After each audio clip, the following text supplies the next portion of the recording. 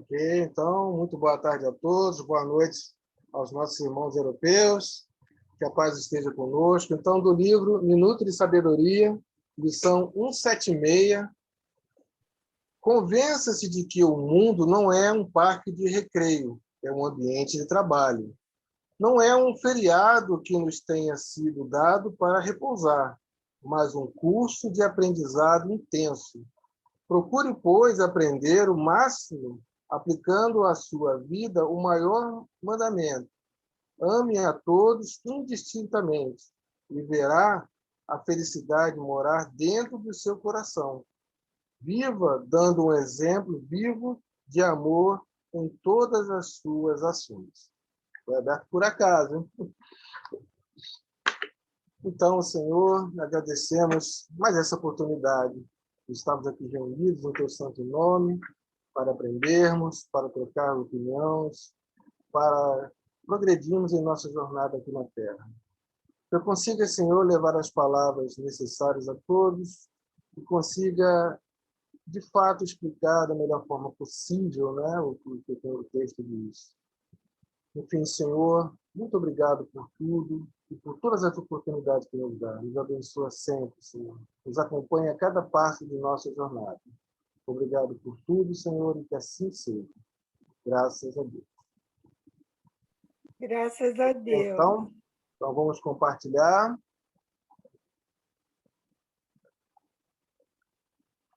Todos estão vendo?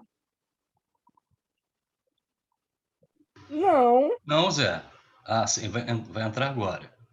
Com postura mediúnica, perfeito. Isso aí. Deixa eu só me organizar aqui, porque eu tenho duas telas, então eu consigo expor e vendo vocês também. Isso é interessante, né?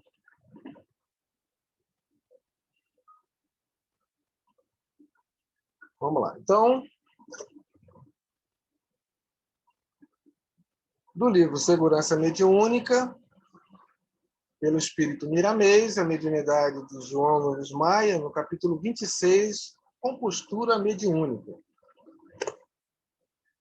E aí sempre a gente começa assim, porque qual é o significado, então, de compostura, já que vamos falar nisso, né? É um substantivo feminino que significa comedimento, comportamento da pessoa educada e comedida, atitude de quem sabe se portar em ocasiões determinadas. Mas, assim, toda vez que vejo uma palavra, eu sempre gosto de ver os sinônimos e os antônimos, ou seja, o sentido paralelo e aquilo contrário. Tem muitas palavras que eu só consigo aprender com o sentido contrário. Então, essa também é uma delas. O sinônimo, né? Linha, composto, falsificação, composição, dignidade, decência, serenidade, comedimento, restauração, porte.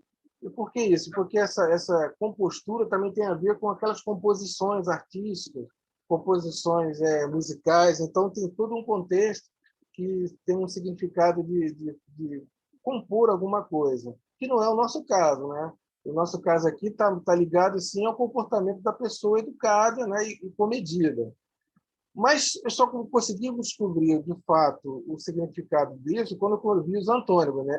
Indiscrição, indecência, indecoroso, inconveniente, descomedido. Então, quando você vê uma palavra, uma pessoa que é inconveniente, ela não pode ter compostura. A compostura tem algo a ver com a questão de ser conveniente, de ter medida, de saber usar os ensinamentos, saber falar, saber ouvir. Então, está mais ou menos aí o significado disso. Ok, até aí, é claro, qualquer um que quiser parar e perguntar, por favor, porque eu prefiro até que seja assim, do que tentar invadir muito texto e depois ter que voltar atrás. Tá legal? Apesar que eu dividi tudo em slides para ficar até mais fácil da gente fazer os nossos comentários. Bom, o texto começa assim, então. Compostura mediúnica. O exercício mediúnico deve considerar o Evangelho como o guia mais capaz de inspirar orientação nos tortuosos caminhos da vida. Quando sentimos o afloramento da mediunidade, as nossas ideias nos convidam a extravagantes comportamentos. Mesmo que seja um ser já por natureza equilibrado, ele não deixa de pensar em algumas vantagens ou mesmo em glórias humanas. Então, a gente que lida com mediunidades há algum tempo, né? Eu já tive contato com mediunidade lá nos anos 70, com os meus tios, meus parentes, mas, assim, de fato, no trabalho mediúnico, eu comecei em 2004, né? Efetivamente trabalhando com desobsessão. E aí a gente vê o comportamento de todos, né? Claro que inclusive o meu. A partir do momento que você começa a lidar com esse tipo de coisa, você fica assim, a sensação é de que você pode muito mais, né? Então você começa a extrapolar, a sair. E quantos médiums eu vi que até hoje o comportamento de alguns é assim, que só recebem espíritos bons, não recebem espíritos maus, só dão mensagem bonita, não dão mensagem ruim, não dão mensagem com erro de português, tem umas coisinhas assim que, do comportamento do iniciante. E para não ajudar a história, né, você ainda lida com alguns cascudos, vamos dizer assim, do espiritismo, que fala daquela frasezinha chata, né, que para muitos é um desconforto muito grande. Pô, esse fulano ele está sendo muito estranho, né? Ele está usando de comportamento que não cabe a gente. Então, quando você ouve esse tipo de coisa, na verdade, ele não soube, né, de olhar que todo mundo aqui é aprendiz. E todo mundo tem o direito de errar e o direito de tentar acertar, né? E você vê na doutrina, a gente tem que aprender a conviver com isso. Então, é um chamado, né? Esse livro do Miramês, ele é muito bom por isso, porque ele é sempre um chamado, um convite ao bom trabalho, né? E aí está nesse posto aí, né? O Centro de Caridade, trabalhos infalíveis para todos os fins, trago a pessoa amada, rastejando, consultas com 1 quilo de alimento, né? A pessoa traz, faz tudo aquilo, mas nossa, não deixa de cobrar. Então, assim, é um sentido, é uma pessoa que está vendo, está sentindo, está se comunicando, mas como não aprendeu tudo ainda, ou não aprendeu da forma correta, tende a usar com o seu olhar, com o seu sentimento. E fala assim, não tem mal nenhum cobrar, isso não faz mal nenhum, eu estou cobrando 1 quilo só de alimento, né? Mas eu não estou dizendo para quem vou dar, posso ficar para mim também, não posso? Seguindo. Quando o bom senso não deixa anunciar os seus pensamentos, estes, ainda assim, se desprendem pelas vibrações da alma em todas as direções da casa do Senhor. Somos, portanto, conhecidos intimamente pelos benfeitores que nos assistem e nos acompanham. Quando nos conscientizamos disso, começamos a cortar os pensamentos que sabemos impróprios.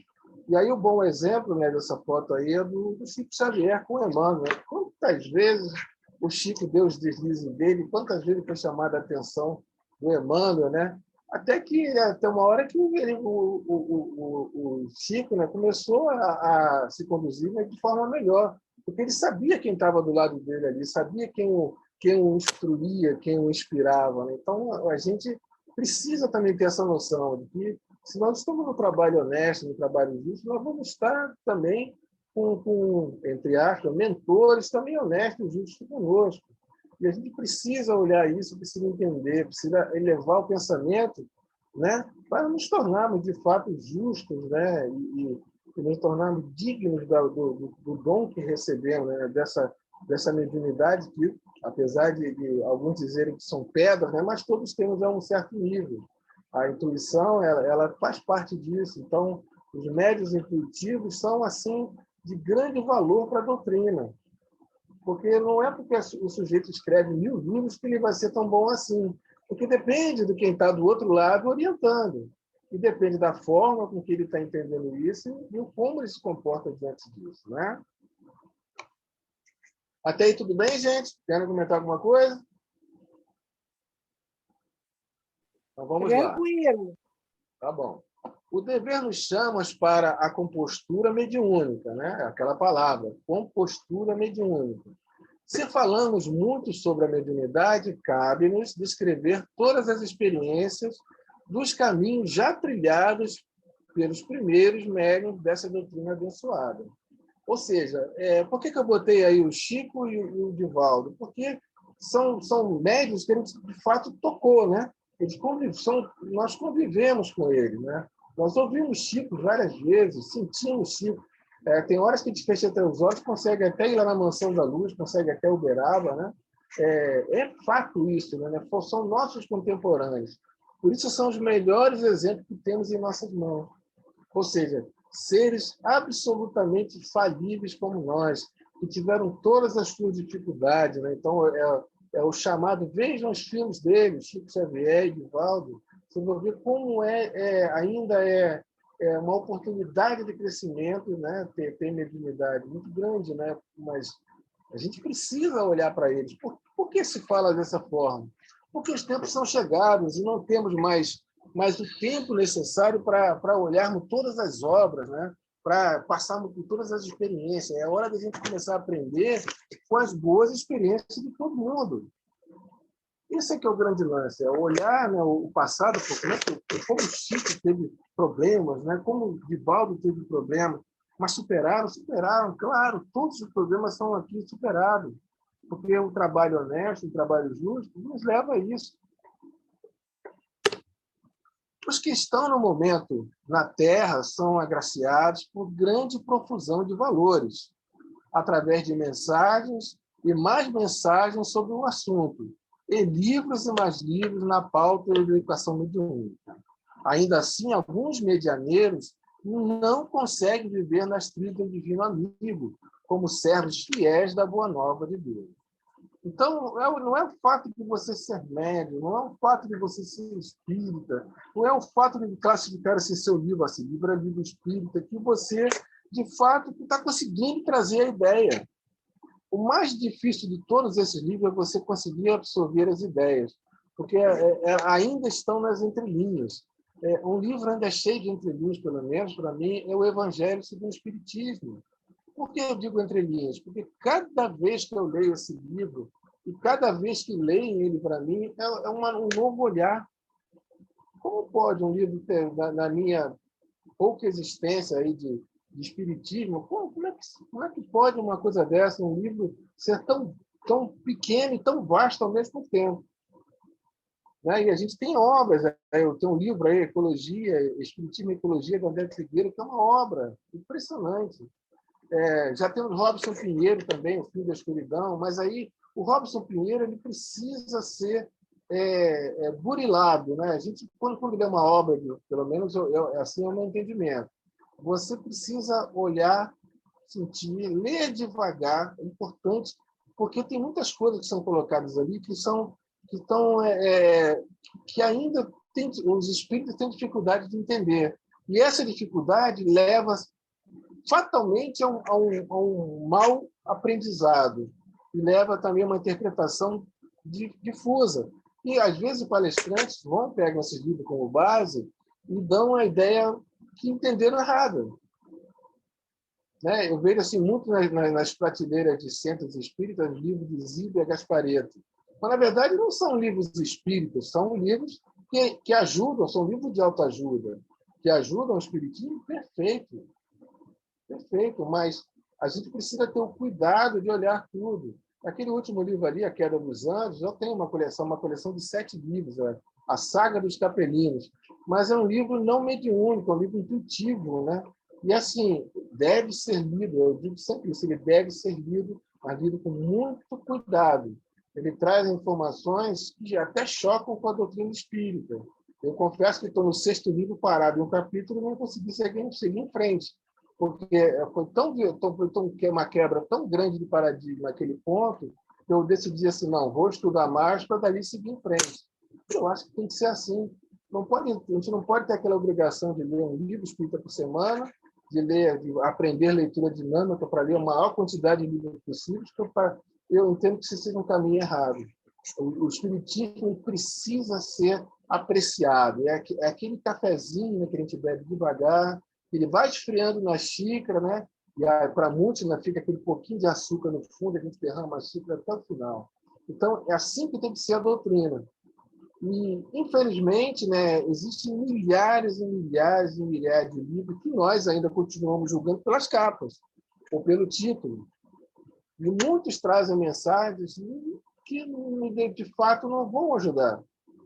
Ou se ajuda, ou só ajuda aquele que consegue discernir, e aí consegue, não, isso aqui não está legal, e eu tenho que usar isso para dar o exemplo de que isso aqui não é legal. Ok? Então, até aí? Zé, uma perguntinha. Sim. Os livros que você colocou aí, por exemplo, da Zíbia, me chamou a atenção, né? A Zíbia a gente sabe que ela seguiu por um caminho um pouco tortuoso, né? Acabou se desviando da proposta inicial do trabalho, que eu acho que havia uma proposta bem interessante, uma proposta séria, e ela acabou indo por um caminho voltado para o faturamento, vamos falar assim, né? E aí a gente vê também o Robson Pinheiro. O Robson Pinheiro, eu vi bastante vídeo dele, assim, é um cara que acabou, como é que eu posso dizer assim, ele tem muitos seguidores, né? Eu acho que tem muita gente hoje em dia que está procurando coisas novas também, que talvez já não se mais, eu não sei, não se satisfazem mais com aquilo que a doutrina oferece, querem coisa a mais. Eu acho que o complemento sempre é positivo, né? Mas as pessoas elas se desprendem de alguma maneira da doutrina e seguem por um caminho completamente novo e talvez perigoso, né? Eu acho que o Robson Pinheiro ele está indo nessa linha também, né? É interessante o que você fez aí. Mas é isso mesmo, eu concordo contigo mesmo. Aliás, muitos médios, né? Eu tiro o Valdo Vieira também, lembra do Valdo? Era Valdo Vieira e Chico Xavier. O Valdo Vieira saiu do Espiritismo. Então, assim, isso não é uma condenação, tá? Muito pelo contrário, mas é um aprendizado, né? Como espíritos, né? Como seres que estão aqui para aprender e usaram o dom que tem para o comércio, eles reencarnarão com problemas. A gente sabe disso. Mas eu acho assim, são obras, são necessidades, eu nunca falo assim, não leia Robson Pinheiro, não falo, jamais falarei isso. Eu falo sempre assim, leia Robson Pinheiro, mas tenha cuidado com o que lê. Eu tenho muitos livros de Robson Pinheiro, porque eu fazia assinatura no eu via muito, tá? Mas, assim, quando uma pessoa pega um livro de Zíbia Gasparetto, bota embaixo do braço e diz que é um livro espírita, isso me incomoda. Então, eu procuro sempre falar assim, não é uma leitura ruim, não é ruim, é uma autoajuda muito boa, muito valorosa. Mas daí eu usar isso como doutrina, que é o que muitos estão fazendo, isso desvirtua o objetivo. E esses livros que estão aqui, eles foram pegos assim, mas eu fui olhando, esses daqui eu botei. Porque às vezes o cara lê assim, o melhor da vida, Calunga. E aí, Calunga é um espírito de Umbanda. Aí as pessoas começam a misturar as bolas. Então, assim, existe todo um cuidado que a gente precisa ter. Eu acho, muita gente falou, por exemplo, no livro de Robson Pinheiro, Os Tambores de Angola. Quando você falaram desse livro, eu li e não vi nada demais. Né? Eu estou lendo um livro dele, até porque tem que voltar à leitura, que é Legião. É um livro muito bom, muito instrutivo. Mas que ele não adianta você ler um iniciante da doutrina espírita ler esse livro, porque ele traz tantas dúvidas, tantas incertezas, e se mal interpretado, né, e mal usado, ele pode até destruir o médium. Eu penso assim, porque o médium pode ficar distraído nos pensamentos, olhando, né, quando tem dificuldade, pensa no livro, e a instrução não é daí. A instrução para um médium, né, espírita e médium, é livro dos médiuns, livro dos espíritos, Evangelho segundo o Espiritismo. É necessário ler a obra, para daí, então, aventurar os outros livros. Quando a gente não faz isso, o caminho é sempre esse, porque as pessoas entram nas caras já querem, né, ler o Nosso Lar, ler o Violeta na Janela, opa, sou espírita. E esse é um caminho tortuoso que muitos passaram. E isso é replicado ainda. Mas a gente está aqui no nosso tentando nos ajudar e ajudar os outros. Então, essa profusão de livros acontece mesmo. Se vocês forem nas bibliotecas espíritas, não nas bibliotecas, livrarias comuns que vendem livros espíritas, vocês vão ver como é impressionante. Eu acho que foi no ano de 2017, foram publicados quase 4.000 livros espíritas, ditos espíritas. Eu tenho dificuldade em entender que tanta mensagem é essa que vem que não pode ser resumida a, vamos dizer assim, a 200 livros. Então, acaba sendo muito, a gente está entendendo isso, que acaba sendo muito ligado ao comércio. Tá bom, Marcos? Zé, posso perguntar aqui? Pode, só que o som está falhando. Depois eu quero fazer uma colocação, uma pergunta. Tá. Ô, Sônia, teu som a gente não consegue escutar você, está com muito ruído. Espera aí. Desliguei o ventilador. Que bom. Esse livro aí, Espiritismo e Ecologia, é do André Trigueiro, né? Isso. Mas é assim, foi ele que escreveu ou foi algum espírito intuitivo? Não, ele é da área da ecologia, né? Então ele conseguiu traçar, né, ideias ligando o espiritismo ao meio ambiente. Uhum. É claro, Porque você tem que prestar atenção que esse livro é publicado pela FEB. Então, assim, não é uma obra mediúnica, mas é uma obra certamente intuitiva. E uma boa obra. Porque eu gosto muito do André Trigueiro, acho que uma pessoa bastante lúcida, bastante aberta, e eu costumo ver o Papo das 9, quando não dá para ver às 9 horas, não ouvir às 9 horas, né? Eu vejo depois, quando não dá para ver ao vivo. Então, eu acho uma pessoa bastante aberta para isso, sabe? Os temas são interessantes. Agora, esse outro que você colocou aí, Calunga, ele é espírita, é por espírito mesmo que é escrito? Eu não entendi muito bem. Aquelas obras que alguém escreve, mediunizado, e coloca lá.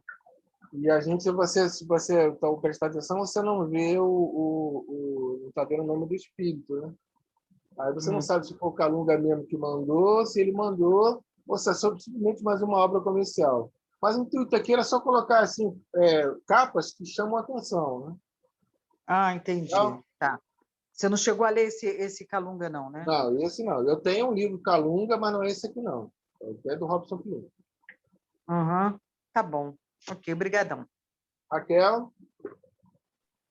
Assim, é uma dúvida também para colocar. Talvez não fosse melhor, talvez fosse melhor a gente nem citá-los, nem trazer à tona, já que tem dúvidas. Se alguém pergunta, a gente abre a possibilidade. O que é que você acha sobre isso? Mas, assim, a sua posição é de que apresente.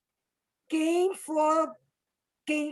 tiver acesso decide se sim ou se não, é isso? Sim.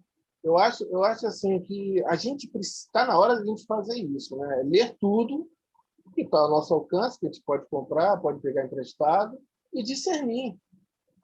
Só vai ter um jeito de a gente conseguir saber e ter esse cuidado, né? De perguntar. Ler, eu li um livro que eu não gostei, não entendi. A gente tem pessoas que não fazem isso. E aí eu uso aquilo no trabalho mediúnico. E fica pior ainda. Eu já vi até tratamento de obsessão usando o livro de Robson Pinheiro, nitidamente. Entendeu? Então, assim, eu sou solidário de que tudo precisa ser lido, mesmo coisas ruins, porque para a gente discernir entre o certo e o errado, entre o bem e o mal, só assim. Né? Pois, um paralelo seria: tem gente que não vê a televisão, tem gente que não vejo porque não quero ver tal canal, mas eu acho que preciso ver para poder discernir qual é o bom, qual é o ruim, qual é o pior, qual é o melhor. Se não faz isso, acaba passando por uma certa alienação, que não é boa. Ô Zé, posso Fala. fazer uma observação rapidinho? Pode? Eu não discordo em nada do que você disse, só que há um dado importante a ser colocado pelo seguinte: esse ecletismo literário que você está colocando para todos, ele é interessante, sim, para aqueles que já têm uma estrutura literária consolidada, baseada na doutrina espírita. Agora, um novato, por exemplo, que receba essas informações, você não acha que ele meio que pode se perder nesse processo, uma vez que ele não estaria alinhado junto com a doutrina espírita, sobretudo sobre o Pentateuco? É uma pergunta, só para a gente refletir. Ok. A minha posição, por isso que eu botei esses livros aí, né? Minha posição é o seguinte: porque se a pessoa for, isso eu já vi em casas espíritas de nome, com mais de 100 anos, esses livros, tirando o Calunga e a Queda dos Anjos, os 3 livros, até Brasília, está disponível lá na prateleira. Então, assim, imagina a pessoa que está chegando numa casa espírita, na prateleira lá de venda de livros espíritas, estão esses livros disponíveis lá. O que você pensa? Se está aqui, eu vou ler, isso é bom para ler. Não é isso? Eu acho que é exatamente o mesmo negócio. Você vai lá, livros espíritas, vai lá, vamos botar assim, siciliano, livros espíritas. Esses livros vão aparecer. Aí a pessoa assim, vou comprar livros espíritas. Então, cabe a nós, que já passamos dessa fase, a gente falar, olha só, esses livros precisam ter um cuidado. Você não pode simplesmente lê-los e achar que é verdade, porque mesmo a doutrina espírita está nele. É sempre assim, é como se fosse uma obra parcial. Então, eu defendo, sim, que se tiver o contato, que até leia, mas que não fique fechado e que divida. Mas, assim, como eu falei, é necessário que você, para o trabalho mediúnico, que é a proposta desse texto, é necessário ter pelo menos o Pentateuco na mão. E essas obras serão só obras de apoio e da melhor forma que possa ser usada, mas é porque vai estar lá. Eu acho que, assim, o Robson Pinheiro, eu tenho minhas reservas, mas em todas as casas espíritas que eu conheço que tem uma biblioteca, uma livraria vendendo livros, então, os livros estão lá disponíveis. Entendeu? Infelizmente, é assim. Então, é necessário aprender a discernir, a olhar. E aí tem aquela pergunta também, se é assim, então por que os dirigentes de casas espíritas não retiram esses livros de lá? Não passam um crivo mais forte e tiram isso de lá. Entendeu? Então, é uma coisa difícil ainda, mas faz parte da nossa jornada. Concordam comigo? Sim, com Eu acho que certeza. eles foram autorizados pela FEB, né?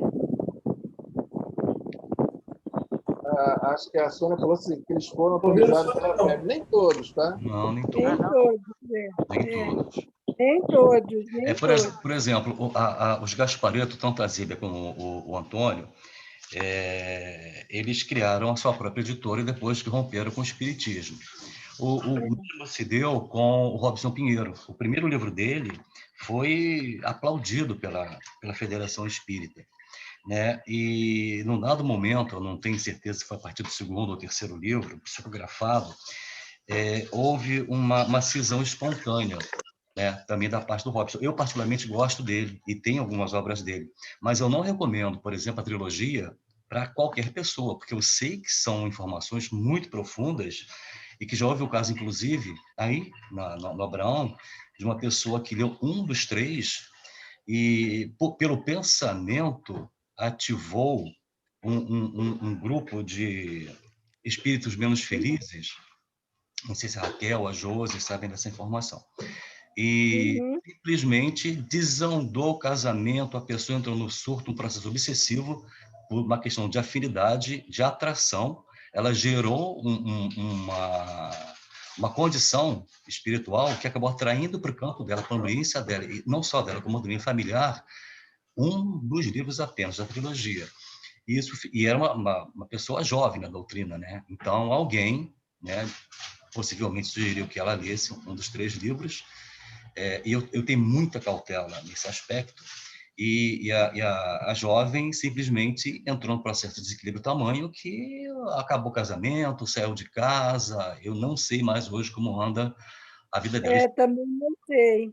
Né, Raquel? Também não sei, mas foi bem sério, por isso que aí eu perguntei se valeria a pena a gente fazer assim, referência. Mas eu entendi que é assim, está aí, são obras que existem, a gente recomenda o cuidado, né, para quem for, que primeiro passe pelo Pentateuco, que primeiro se fortaleça numa base dos conhecimentos, né, antes de enveredar por esses complementos.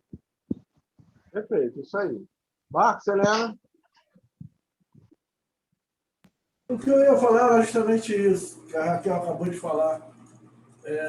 A gente não pode vedar ninguém de ler nada, mas, principalmente para os iniciantes, a gente deve recomendar que comece pelo Pentateuco, que é para adquirir a base. Depois que a pessoa tiver a base, tiver consciência do que é a doutrina, então ela vai poder ler qualquer coisa e fazer a seleção.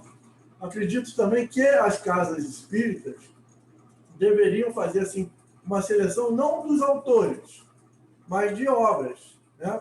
Como o Luciano falou, tem obras do Robson que eu acho muito boas. As primeiras, principalmente.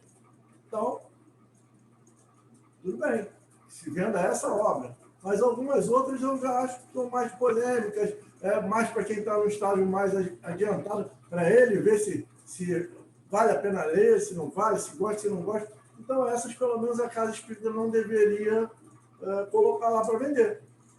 Como a Zíbia, que não é espírita. Se não é espírita, não venda na Casa Espírita.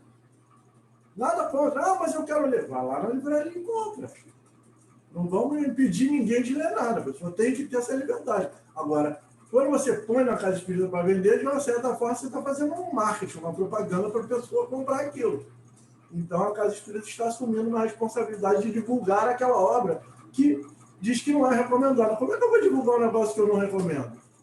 Então, nesse ponto, eu acho que é isso que a Raquel falou. Primeiro, a gente recomenda o Pentateuco, a nossa aqui, Marcos Heleno, não tem, nem disponibiliza para empréstimo e nem para venda. Nós só vendemos aqui, na nossa casa, as obras básicas, para venda. E existe a biblioteca para empréstimo, mas não tem nenhuma obra não recomendada. A gente teve esse cuidado, retirou tudo. O Centro Moisés, lá em Realengo, que eu participo até hoje, já não tanto, que quase não estou lá, teve uma época que tinha uma espécie de comissão, não era bem uma comissão, não, mas tinha alguns espíritas já mais antigos, mais tarimbados, que faziam uma leitura dos livros antes de botar lá para vender. Não era para recomendar ou não recomendar, era de botar. Aqueles que a gente achasse que não era... Eu fiz parte durante esse grupo por um tempo, por isso eu falo. Aquele que a gente achasse que ia dar, assim, entre aspas, nó na cabeça das pessoas, a gente não colocava lá para vender. Mas os outros... Você tem Emmanuel, você tem André Luiz e tal, esses estavam lá para vender. Bezerra está lá para vender. Mas esses autores mais polêmicos a gente não colocava para vender, simplesmente não proibia, mas também não divulgava. Só isso. Bom, a intenção aqui, vocês entenderam qual é a intenção aqui, é mostrar que existem vários pensamentos, várias obras disponíveis, que elas serão lidas, se a pessoa for curiosa ou não, que, é claro, o cuidado das casas espíritas ele deveria ser maior. Eu acho que não é tão bom assim em algumas, estou generalizando. Tá? Até essas fotos que estão aqui são generalizando a ideia, tá bom? Podemos seguir?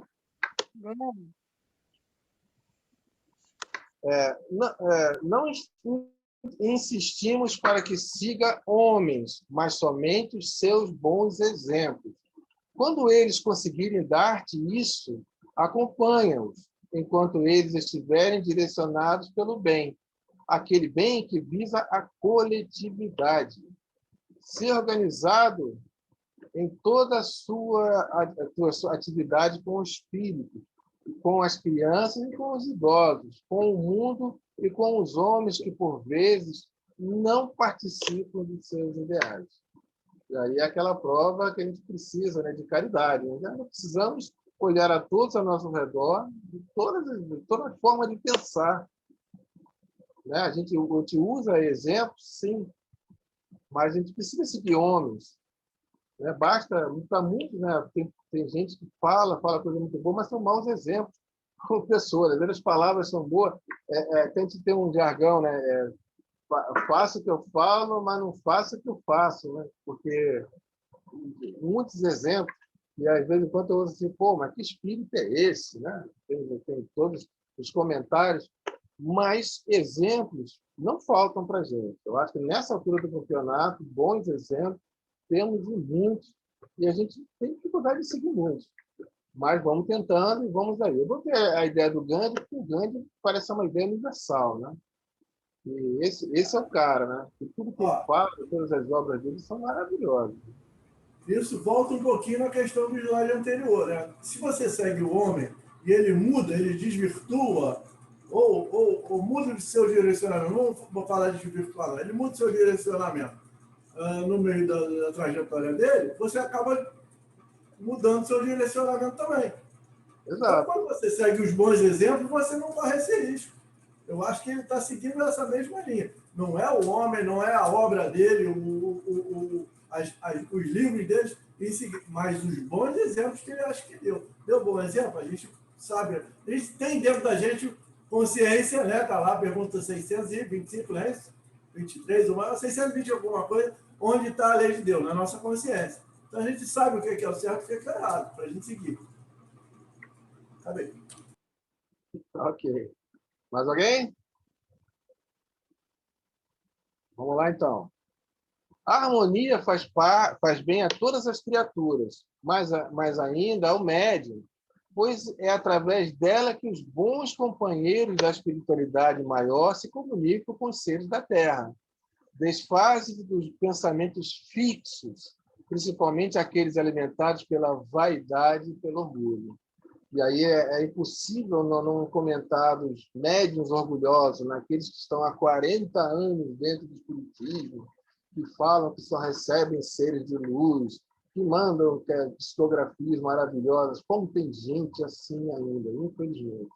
Então, esse olhar, né, até a gente estudou ontem, né, Marco? Né, o médium autossuficiente, né, que armadilha, que grande armadilha, aquela pessoa que chega a um certo ponto do espiritismo que acha que não precisa aprender mais nada, que acha que já olhou tudo, aprendeu tudo. Linha do engano. É uma armadilha que está aí o tempo todo para nós todos. A gente precisa ter isso em mente, tem que olhar o tempo todo ao redor, né? Aprender com tudo ao nosso redor. A vida da pessoa simples, né?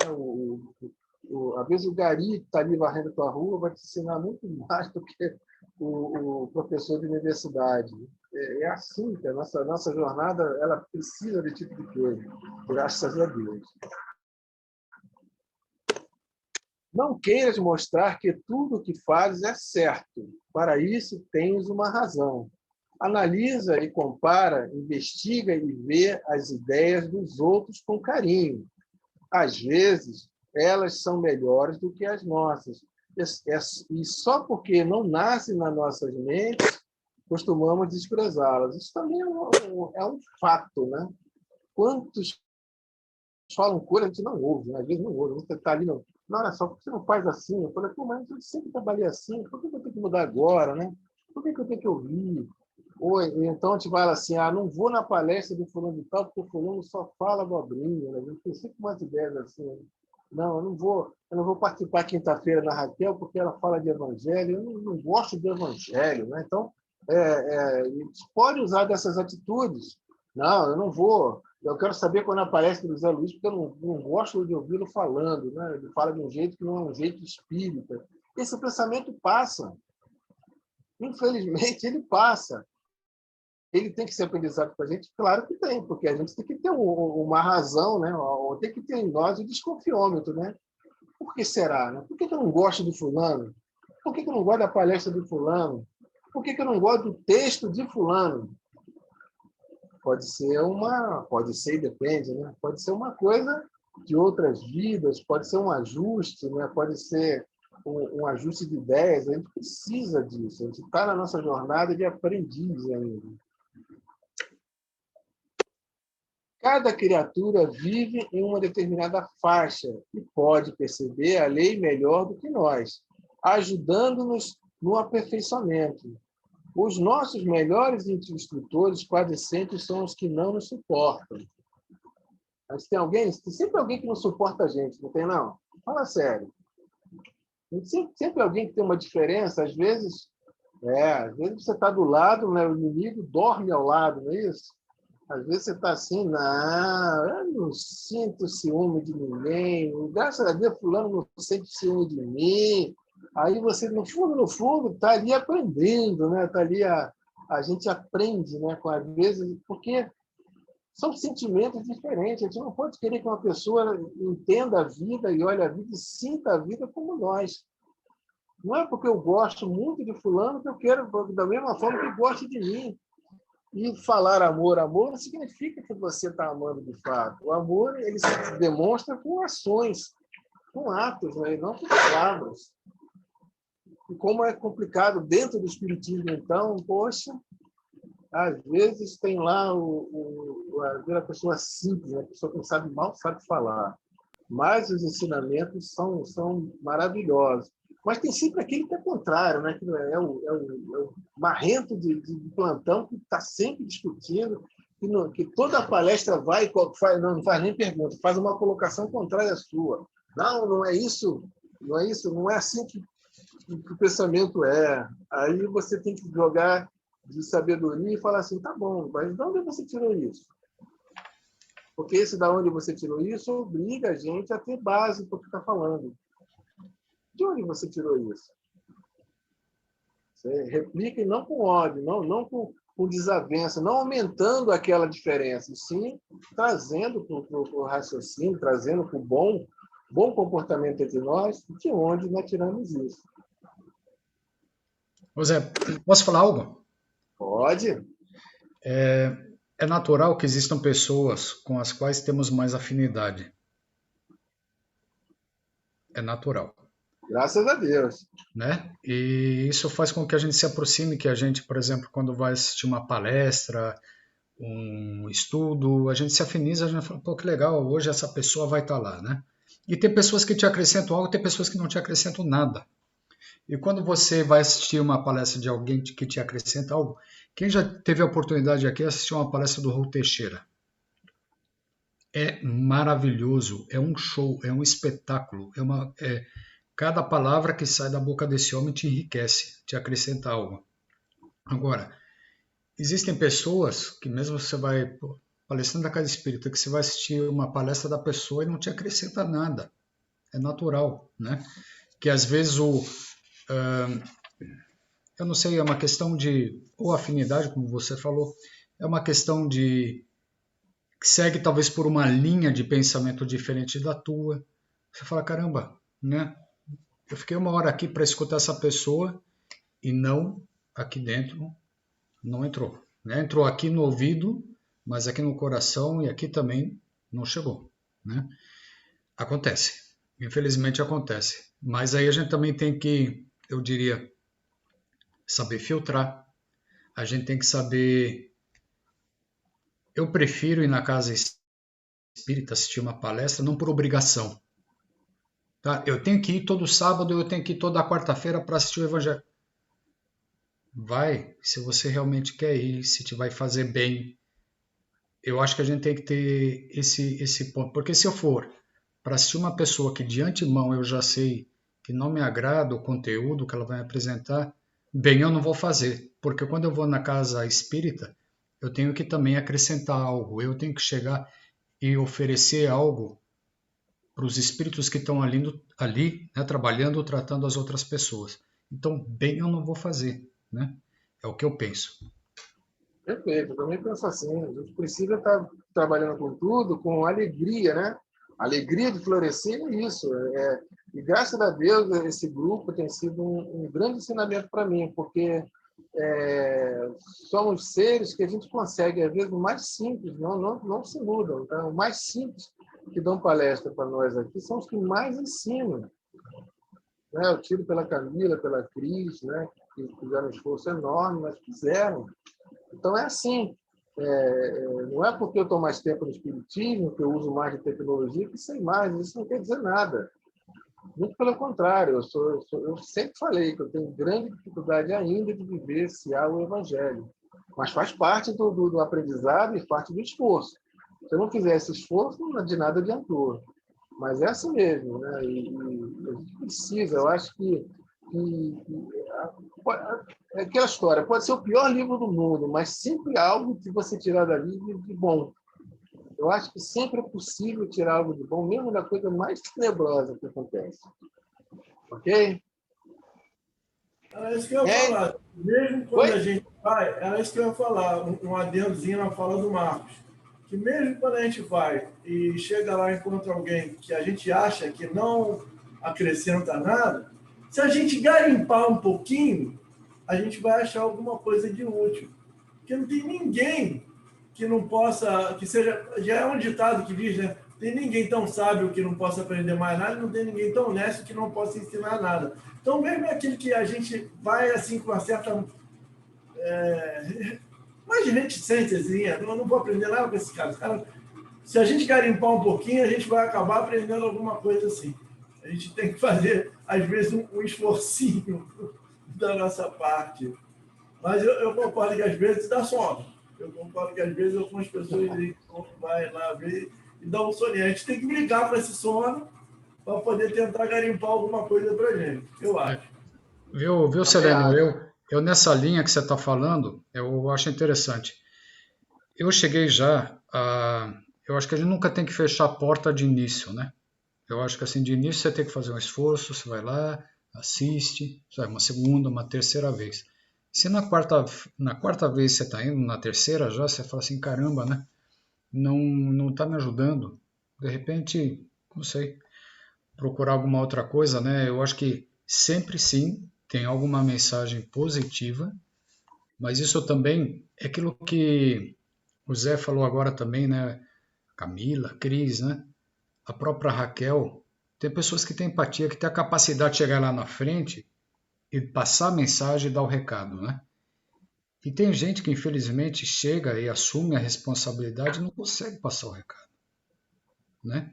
E, embora tenha oportunidade, esteja fazendo um esforço também, né? Eu acho que por caridade a gente também tem que chegar e escutar a pessoa, talvez até mesmo por caridade, sem ofender, orientar. Você pode chegar e falar assim, escuta, por que você não muda a tua maneira? Eu de repente poderia te ajudar, vamos trabalhar junto? Cara, até mesmo nas empresas, né? Eu faço apresentações. Cara, no início era horrível em apresentações, até que um dia eu aprendi. Então hoje eu compartilho isso com as pessoas, inclusive com a Cris também. A Cris já é apresentadora nata, né? Mas muitas vezes hoje na empresa também eu falo assim, faz a apresentação dessa maneira que você vai atingir o seu objetivo. Porque quem está lá na frente tem que atingir as pessoas, né? Tem que ter essa capacidade de passar a mensagem. Então isso é importante. A gente também, quando a gente vai adquirindo essa experiência, a gente pode ajudar esses irmãos também, né? Perfeito. Então estamos no caminho certo, eu acredito que sim, né? Médium algum é infalível, tampouco são os sábios e os santos. Todos estão à cata do saber maior. Queira Deus possamos ter a humildade de aprender até com os animais, com as plantas, com a natureza. Sejamos comedidos em todos os nossos atos, sem deixar a desconfiança invadir nossos corações. Crer é muito bom para todos nós, e melhor ainda é saber crer. E aí eu sempre me lembro, na minha época de faculdade, que a primeira semana de aula é uma coisa que colocaram na gente, que é saber aprender. Saber como aprender, e não simplesmente jogar a matéria ali. Então, é saber tirar de tudo o aprendizado. E aí, essa imagem aí do jogador de futebol, que bota os dedinhos para cima, né? Que fé é essa, né? Que parece que Deus só protege ele, né? Que Deus só está com ele, né? Que só está dando gol a ele, né? E o pobre do goleiro, como é que fica nessa história? E o pobre dos torcedores do outro time? Será que o Deus está para baixo? Né? E aí é complicado isso. Então, a gente olha, né, que esse ser que está aí com os dedinhos para cima ainda não aprendeu a crer. A crença dele é uma crença material, de um Deus único, um Deus que só serve para ele, um Deus que ajuda ele, né, que ilumina o caminho. Né? Ele ainda deve botar no carro dele aquele adesivo assim, foi Deus que me deu. Não é isso? Vamos lá, então. Seguindo. Se ainda não aprendeste a conter os teus pensamentos desencontrados, pelo menos exerce uma vigilância sobre o que deves falar aos outros. Aí, puxando a orelha para a gente. Eis a grande importância que tem a palavra e a tua ação para os olhos e ouvidos alheios. Podes construir com ela ou com ela também destruir muitas esperanças. Isso é fato. Eu me lembro, minha tia falava para mim assim, um filho não se chuta. Um filho não se chuta. Ela sempre falava isso, mas eu não entendia o que o filho não se chuta. Será que é dar um pé na bunda do filho? Não é isso? Não pode chutar? Né? E aí eu fui entender que o filho não se chuta, o filho não se expulsa de casa. A palavra tem que ser uma palavra que o convide a ficar e não a sair de casa.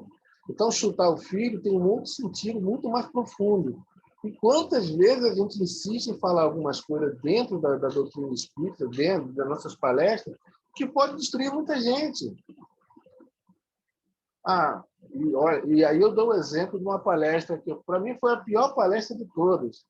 Que o palestrante falou sobre aborto, mas aborto com aquela ideia do condenado. Você abortou, você está condenada.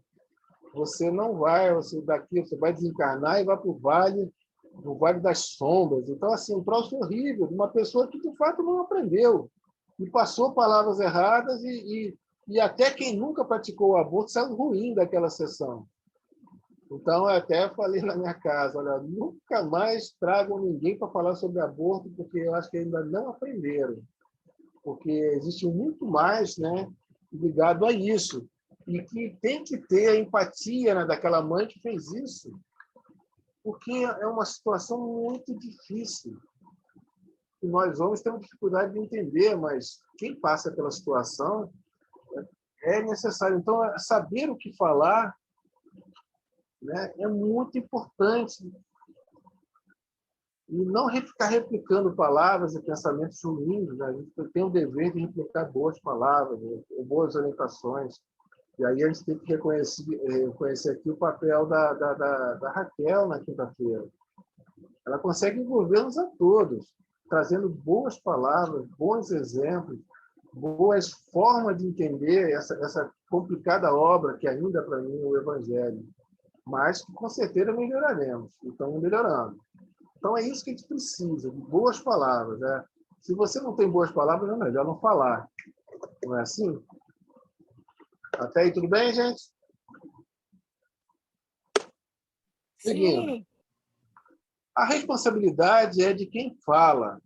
Todos, inclusive nós que escrevemos, carecemos de educar a palavra, bem perto do Evangelho, para que o nosso verbo seja de paz, na lua do amor. Confiemos em Deus e em nós, sem perdermos as pegadas do Cristo. Aí é aquela história do... A gente nunca pode se declarar autossuficiente. Temos responsabilidade por isso. E temos que aprender o tempo todo e olhar os comentários, né?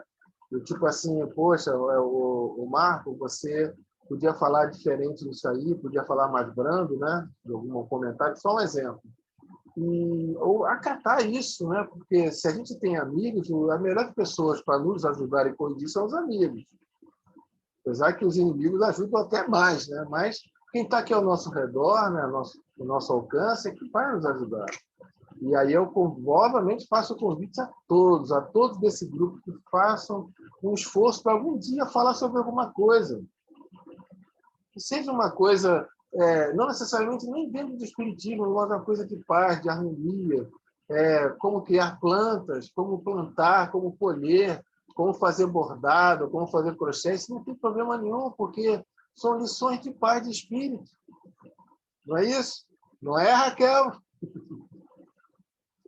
Estou bordando. Então, eu estou vendo, estou sentindo. Mas, assim, você faz com uma sutileza tão grande que é o olho no bordado, o outro olho na palestra. E, assim, isso aqui é legal. Eu entendo que isso quer ser legal na história. O nosso crescimento passa por isso. É isso que está na pegada de Jesus. Porque a gente não pode simplesmente dizer, passou aqui, onde está a pegada de Jesus?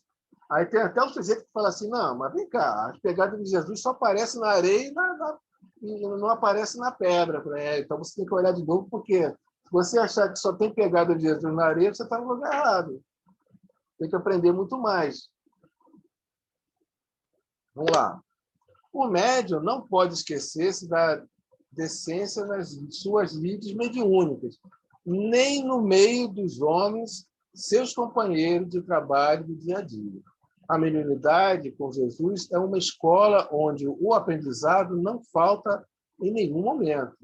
De acordo com o nosso ideal, recebemos aquilo que pensamos ser, colhemos frutos na conjunção das sementes plantadas.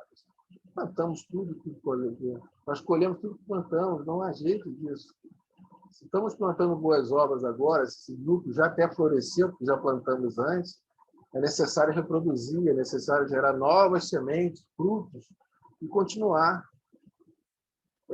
Quando acabar a pandemia, com certeza o grupo continua, está bem sólido, mas vai acontecer com menores, as reuniões serão, porque todo mundo vai trabalhar, todo mundo fazer alguma coisa, é difícil manter a periodicidade diária disso aí. Mas, com certeza, é sólido isso. A gente entende que esse grupo eu entendo que não se extingue mais. Pela força que temos, pela luz que recebemos da espiritualidade para continuarmos esse trabalho. Então, já colhemos, né? Então, está na hora de plantar as sementes, né? Não jogar as sementes fora e plantar, tem ainda muito o que fazer. Estamos procurando a segurança mediúnica, e para tal, é de nosso dever buscar a Jesus em todas as nossas dificuldades de educação, para que ele nos ensine a disciplina, pelos caminhos que nos levam ao amor. Caminhos que nos levam ao amor. Por que eles dizem isso? Porque, no fundo, a gente ainda não conseguiu entender o que é o amor em toda a sua plenitude. A gente está no caminho que vai levar ao amor.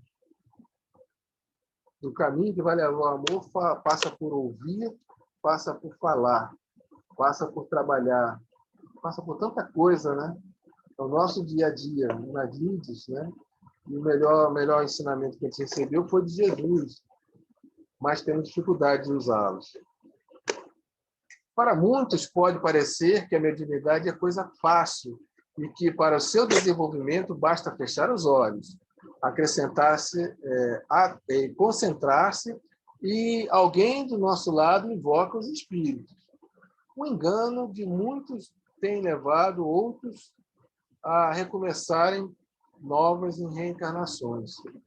Muita gente acha, não é fácil, é só fechar os olhos, só uma média intuitiva, isso é mole. Não, só mede pedra. Não, mas olha só, fecha teus olhos, faz aí uma concentraçãozinha, pega um incenso, bota um incenso do lado, bota um copo d'água na sua frente. É fácil, não é isso? Só quem está nas lides sabe que não é bem assim. E aí, de propósito, eu botei a foto aí do Chico e do Peixotinho, né? Porque o Peixotinho é um médium que emanava ectoplasma, né? Então ele fazia materializações junto com o Chico. E você vê pela foto, ele se contorcia, né? Parecia sofrimento, mas era no estado mediúnico dele, ele precisava fazer isso, quanta energia girando ali. Então não é uma coisa fácil, não é para qualquer um, está aí para todos. Mas transformar isso numa coisa fácil, passa pelo estudo, passa pela troca, passa pela procura, pela pergunta. Muita gente acha que é médium, não pergunta, não divide, não tem dúvida. Parece que a pessoa já está ali de novo, né? O autossuficiente, eu sei de tudo, posso tudo. E não é assim. Quando surgir no teu íntimo o interesse pela doutrina espírita, procura saber como ela começou. Aí é aquela história do Leio, o Pentateuco, né? E começa pelo início. Deves entender primeiro os seus objetivos e por que estamos nos comunicando com os espíritos e qual é a mensagem de Jesus a todas as criaturas. Não deves brincar com o fogo sem a devida prudência de como lidar com ele. Muita gente, eu estou falando isso porque eu conheço muita gente mesmo que usa de mediunidade para outros fins. E aí sequer nunca leu uma obra espírita. É mais complicado ainda, né? Sabemos disso, né? Leva ao mau uso. Quem não se interessa pelas boas maneiras espirituais, com certas renúncias, é bom que não se apresente para o desenvolvimento mediúnico, porque Deus ligou às faculdades do espírito a harmonia do coração e o dom da mediunidade não pode ser comercializado, como fazem os novos fariseus com a política e mesmo com as certas religiões. E aí não podia faltar aí a foto do João de Deus. Isso foi publicado numa revista, que é uma revista do Círculo Espírita. Está lá. Grandes médios, né? E botar na mesma foto está Chico e João de Deus. Eu até acredito que o João de Deus começou com uma mediunidade boa. Eu até acredito que ele salvou algumas pessoas e curou algumas pessoas. Mas a autossuficiência dele, né, e o egoísmo, né, a vaidade, levou ele a ser essa criatura repugnante que a gente vê hoje. Mas isso é um chamado para todos nós na vida espírita, né? Do lado ali também uma fotozinha com o telefone, claro, cartão Visa do lado, porque trago tudo, leio tudo, prevejo o futuro, passado, presente, trago o ser amado, do bilhete da loteria, e, no final das contas, até tem mediunidade, mas nossos irmãos que zombam dos médiuns, que não têm o seu cuidado devido, e usam isso para o mal. O Cristo fundamentou novos rumos para os entendimentos dos homens. Não tinha onde reclinar a cabeça, e foi quem mais doou à humanidade inteira. E ainda continua a desprezar o seu amor, simplesmente por amor, em todas as atividades humanas e espíritas. Ou seja, se alguém pensar em espiritismo sem Jesus, está no lugar errado. Não entendeu ainda nada. Ele sempre falou, né, mandou uma mensagem para a gente, Deus, que 2 ou mais estiverem reunidos no meu nome, estarei com vós. E a gente não anda sozinho, então, se a gente fizer por onde, podemos contar com Jesus ao nosso lado. Isso é um reconforto muito grande para todas as horas da nossa jornada.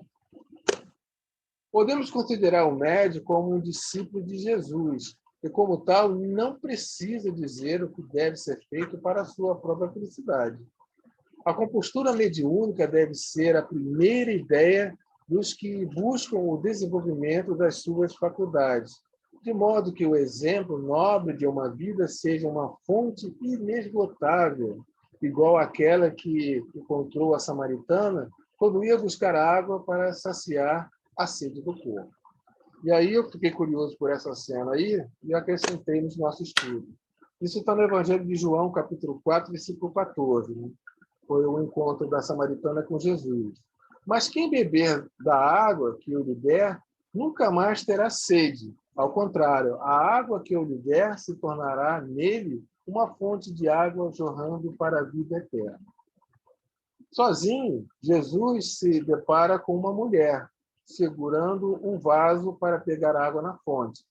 Pede a ela, então, água para beber. A mulher, denominada por alguns historiadores com o nome de Fotina, estranha a atitude de um judeu, pois que era costume entre eles não conversar com mulheres, ainda mais as samaritanas. Ela respondeu: como tu, sendo judeu, pede de beber a mim, que sou mulher samaritana? Jesus então lhe respondeu: se tu conhecesses o dom de Deus e quem é o que diz, dá-me de beber, tu lhe pedirias, a ele te daria a água viva. E aí ela não estava entendendo, porque achava que a água que eu estava pedindo era água de beber mesmo, de fato, mas não era, é uma água maior, é um ensinamento, era a doutrina de Jesus. Essa, se entra na gente, se a gente bebe de verdade, ela não, pelo menos nesse aspecto, não teremos mais sede. E esse é o grande ensinamento dessa passagem. Confiemos no Evangelho e demos as mãos a Cristo para que possamos viver com Deus. Essa é a grande missão. Não dá para ser espírita, não dá para ser médium, não dá para ser técnico eletrônico, não dá para ser técnico informática, não dá para tricotar sem Jesus do nosso lado nos orientando. Graças a Deus.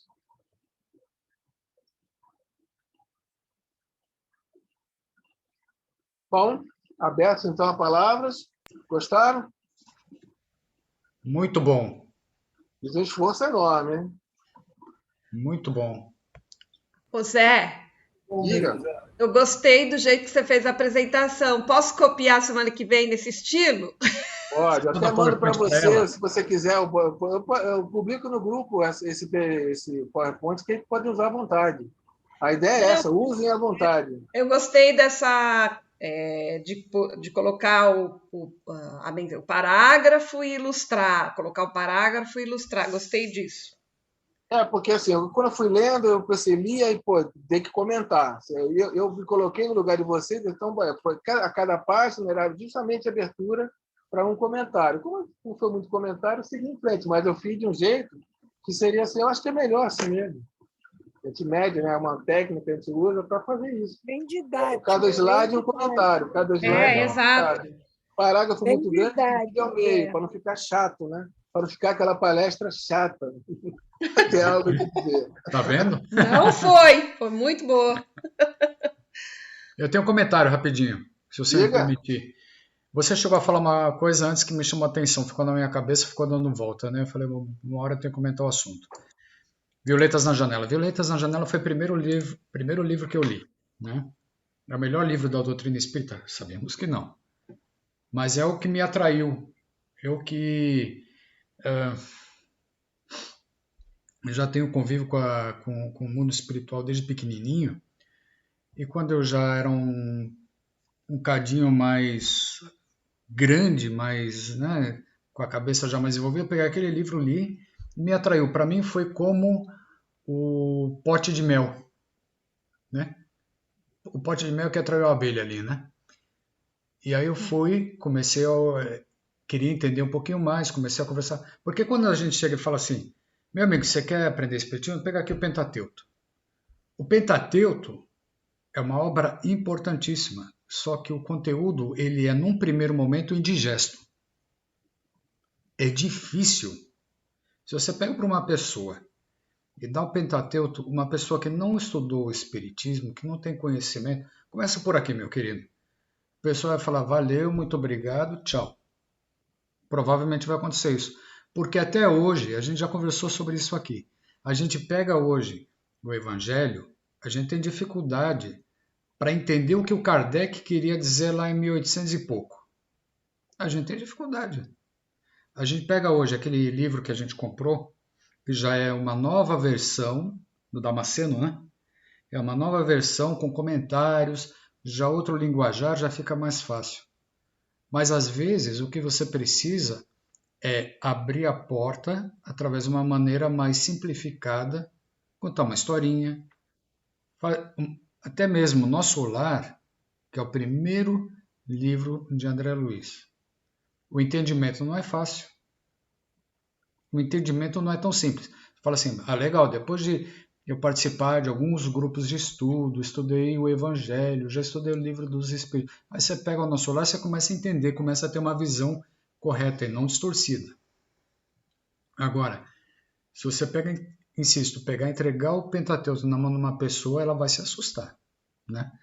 É difícil, é difícil. Se você fala depois em Gênese, meu Deus do céu, é difícil. Vamos falar um pouquinho de céu e inferno, né? Também é difícil, não é fácil, não é fácil. Né? Então, o que eu quero dizer com isso é, às vezes, os livros mais simplesinhos, que de alguma maneira, de repente, também buscam um tino comercial, são aqueles que ajudam a atrair a pessoa para o espiritismo. E depois, na hora que a pessoa encaixa realmente no espiritismo, ela começa a estudar a obra básica do espiritismo, né, que é o Pentateuco. Aí a coisa começa a fazer sentido. Então, o Pentateuco, para mim, embora eu tenha lido todos os livros, para mim eu consegui entender, consegui trabalhar, consegui assimilar dentro do grupo de estudo.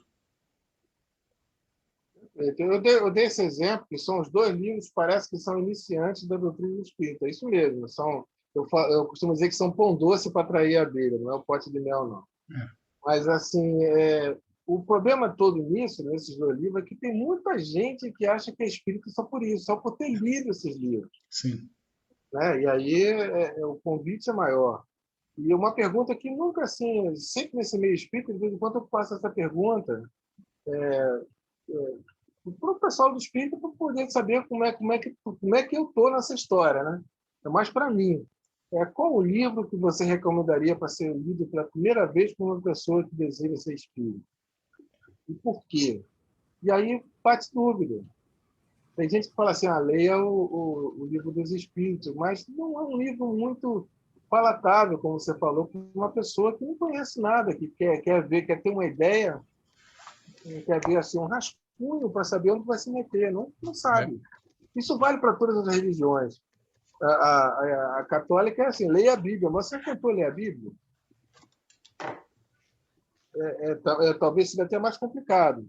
Então, temos grandes, aí a pessoa recorre a outros livros paralelos. Isso é o normal. Mas, para mim, o exemplo é esse, porque as pessoas leem esses dois livros e acham que são espíritos. Eu acho que não é assim. São livros até necessários, mas não podem ser os únicos e tem que fazer parte de uma vasta prateleira de livros. É isso aí. Camila? Camila Camila está na fila. Boa noite, boa tarde. Hoje eu fiquei muito na escuta, né? Mas os sono é esse? Estava cochilando aí, né? Hã?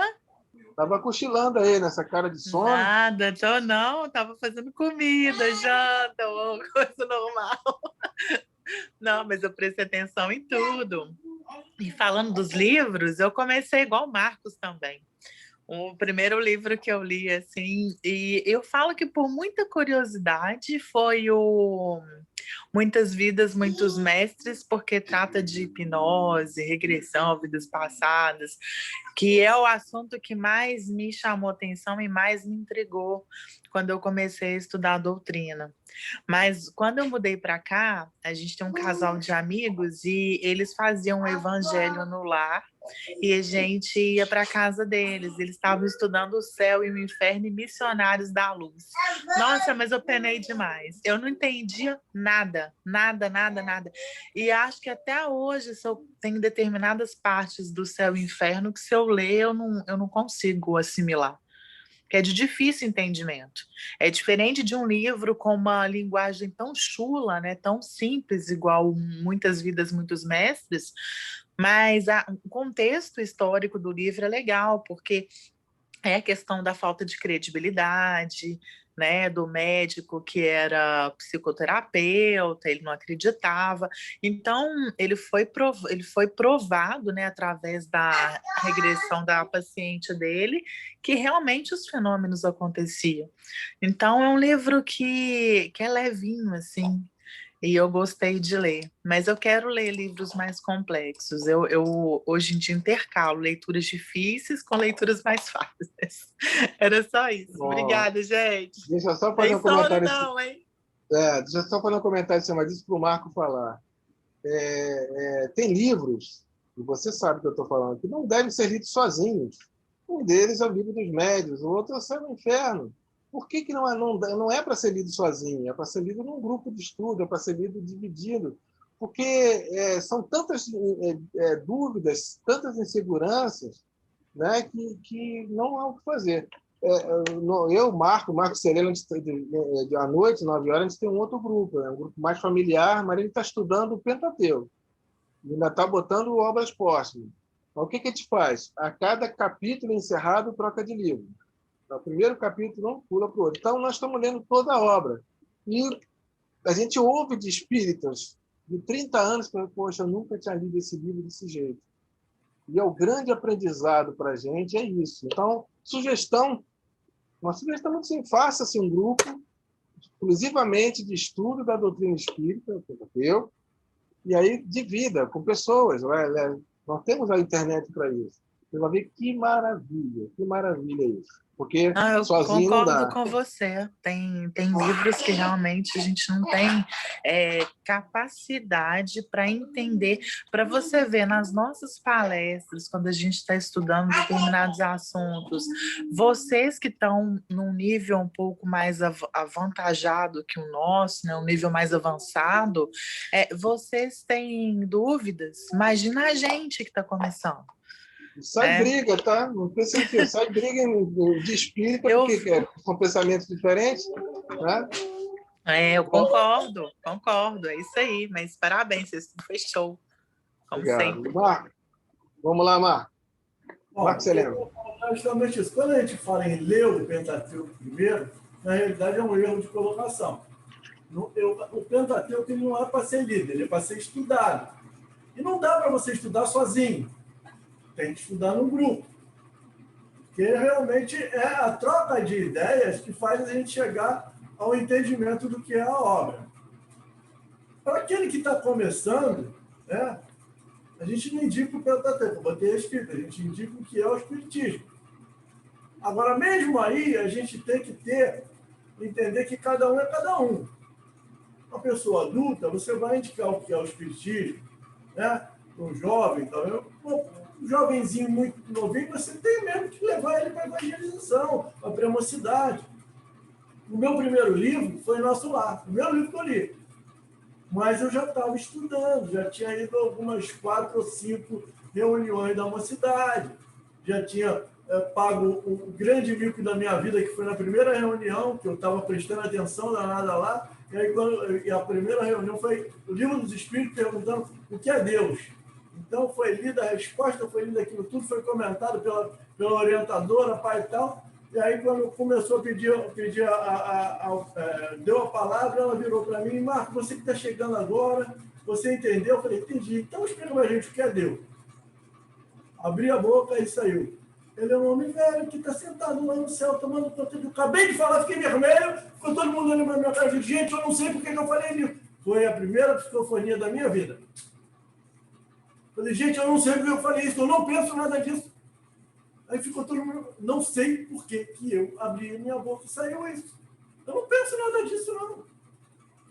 Eu tenho a ideia, justamente, sempre tive, nunca tinha conhecido nada espiritismo, mas eu sempre entendi Deus como uma força maior, que arquiteta tudo, que sabe tudo, uma inteligência maior. Eu não sei por que eu falei que é um velho de barba branca que está sentado lá no céu tomando conta. Não sei por que saiu isso da minha boca. Mas depois disso passei umas 4 ou 5 reuniões. E aí me apareceu o Nosso Lar, eu comecei a ler o Nosso Lar e eu falei: pô, caramba, que legal, eu acho que eu já vi isso aqui em algum lugar. E a única coisa que eu não gosto do Nosso Lar até hoje é que tem aerópolis, mas não tem o motor. Aeromotos. Eu quero chegar lá e quero encontrar uma motinha para andar, senão não vai ter graça. Eu, com 18 anos, a minha tia me deu de presente uma violeta na janela e o Nosso Lar. Né? Aí ela falou para mim assim: isso é para você, eu queria que você fosse espírita. Me deu um livro de presente. Eu comecei a ler Violeta na Janela, na 10ª página eu parei. Falei: não, peraí, eu tenho que aprender mais para entender esse livro. Não conseguiria seguir em frente, e assim fiz. E aí, lá onde eu comecei a trabalhar, né, na Petrobras, em 1986, tinha um grupo espírita já trabalhando no órgão, né? Se reuniam de 15 em 15 dias. E aí uma palestra, assim, o título era Exilado de Capela. E aí eu fui nessa palestra Exilado de Capela, e aí quando eu saí da palestra, eu falei comigo mesmo, né? Eu quero ser espírita, porque eu conheço tudo isso que foi falado nessa reunião. E a partir dali passei a ser espírita. No sentido de buscar o entendimento, mas a gente precisa daquilo que leva a gente para frente e para o alto. Para mim foi uma palestra, não foi a leitura. Eu só quero fazer uma correção no que você falou aí. Nós não estamos estudando o Pentateuco, não. Você mesmo diz, a gente está estudando nós estamos estudando o Hexateuco. Isso aí. São 6 livros. Fala, Luciano. Então, eu faço minhas as palavras do Celeno, sobretudo na primeira parte, né? Porque existe uma diferença entre ler e estudar. Né? Até os próprios romances espíritas não devem ser lidos, eles devem ser estudados. Assim como também existe uma diferença entre estudo e palestra, né? Que fique bem claro, porque as pessoas, pela nossa riqueza de vocabulário da língua portuguesa, né, as pessoas podem interpretar de uma forma equivocada determinados termos. Então, quando se diz: olha, você não deve ler sozinho com palavra sua, né, o livro X. Não, tudo bem. Mas se você dissesse: você não deve estudar sozinho o livro X, teria uma outra conotação. Né? Então, é importante que se fale isso. E com relação também à obra basilar que introduz ao Pentateuco, eu concordo com o Celino em gênero, número e grau. Para mim, eu sempre fiz isso por conta própria, depois eu encontrei ecos. A primeira obra deve ser o que é o Espiritismo. Ah, mas é complexo. Complexo nada. Ah, então quer uma obra mais simples? Então vai ler e depois vai estudar Violetas na Janela. Até porque a obra da Vera Lúcia Marinzec, segundo algumas informações, não teria sido psicografada. A gente coloca uma pulga atrás da orelha. De qualquer modo, é um livro agradável. Aqui nós já tivemos a oportunidade de filmamos uma peça, né? Com a Ana Rosa, com o esposo na época, com a filha, né, que também é atriz, os três. Belíssimo. É uma obra palatável. Para quem nunca teve nenhuma informação, nunca acessou a doutrina, e lê ou estuda o Violeto, ou até que tem a oportunidade de ter assistido a peça, é uma introdução bacana. Primeiro que a peça trabalha com a questão lúdica. E com relação ao nosso lar, tem uma frase que eu acho sensacional, sobretudo para os dias de hoje que nós estamos vivendo. Eu não me lembro qual foi a personagem, que na verdade foi, né, um ser, né, um espírito real. Eu não lembro se foi Lísias, não foi Lísias, não. Um dos personagens reais do livro vira para André e fala o seguinte: André, o mundo precisa de histórias felizes. Ponto. E aí eu fecho a minha fala. Obrigado. É isso, concordo. Mais alguém? Silêncio mortal. Até para roer a unha, né, Camila? Não.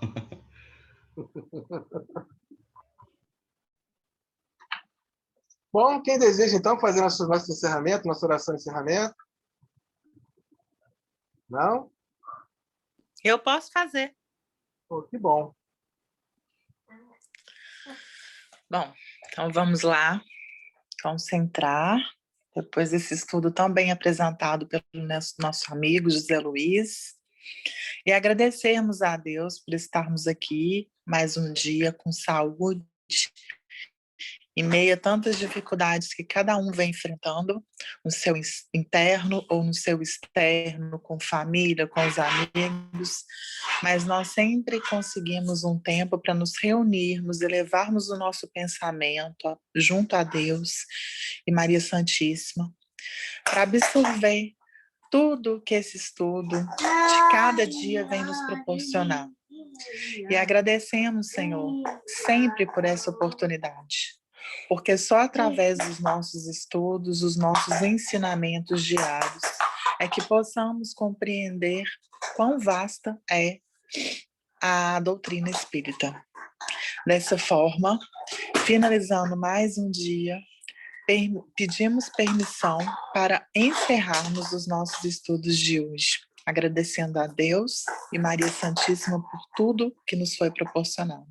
Que assim seja, graças a Deus. Graças a